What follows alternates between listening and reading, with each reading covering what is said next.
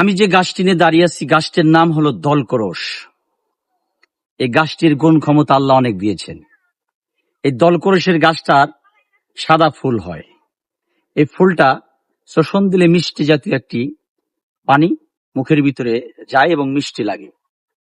এটার কোনো কাজ খুব একটা নাই, তবে দলকরস গাছের মুথার শিকড়ের অনেক গুণ।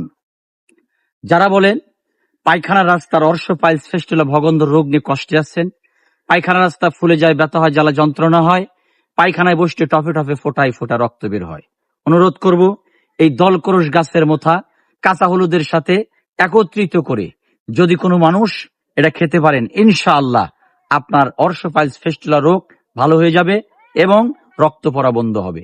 আর এই যে গাছটার যে পাতাগুলো রয়েছে, এই পাতাটার অনেক গুণ রয়েছে। হঠাৎ করে কেটে গেছে, আপনি সুন্দর করে থেতলিয়ে কাটা জায়গায় লাগিয়ে দেন, ইনশাল্লাহ রক্ত পড়া বন্ধ হয়ে যাবে। পুড়ে গেছে, এটা রস লাগিয়ে দেন, বরফের মতো ঠান্ডা হবে। এটা অনেক গুণাগুণ রয়েছে। আল্লাহ রাব্বুল আলামিন আমাদেরকে গাছ চেনার তৌফিক দান করুক। এটা দলকরস গাছ, মনে রাখবেন। আমি কবিরাজ শফিকুল ইসলাম, আমার চেম্বার বগুড়া জামিলনগর। পরামর্শের জন্য আমার নাম্বার 01725642017, এই নাম্বার আপনারা কল করবেন।